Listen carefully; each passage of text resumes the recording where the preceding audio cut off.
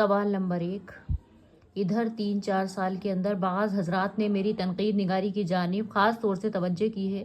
اس مجموعے کے اکثر مضامین چھپ چکے ہیں۔ یہ قول کس کتاب سے لیا گیا ہے اور کس کا ہے؟ ادب اور سماج سے لیا گیا ہے، احتشام حسین کا قول ہے۔ سوال نمبر 2، زندگی کے اقتصادی پہلو پر جو مارکس نے زور دیا تھا وہ ایک خاص عصری چیز ہے۔ اقتصادیات کا کل زندگی نہیں، اس کا صرف ایک عنصر ہے جو لاکھ اہم صحیح لیکن دوسرے عنصر پر غالب نہیں ہو سکتا۔ انسان صرف روٹی سے زندہ نہیں رہ سکتا، بقول مجنو گورکھپوری۔ سوال نمبر 3، شخصیت ایک لا یغل گتھی ہے، ابھی ہمارے علم میں اتنی گہرائی نہیں آئی ہے کہ ہم اس کی اہمیت کا اندازہ لگا سکیں، بقول اختر حسین رائے پوری۔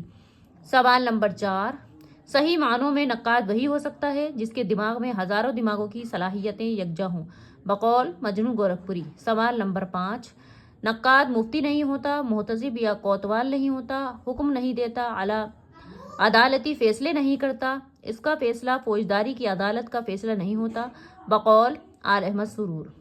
یہ سرور صاحب کا قول ہے۔ سوال نمبر 6، حقیقت یہ ہے کہ جو لوگ ادب کے جمالیاتی مزاج اور تقاضوں کو نظر انداز کر کے اس میں ایک خاص قسم کا نظریہ یا نشہ ڈھونڈتے اور اس سے حربے کا کام لینا چاہتے ہیں، وہ ادب کے ساتھ انصاف نہیں کرتے اور نہ کر سکتے ہیں، بقول آل احمد سرور۔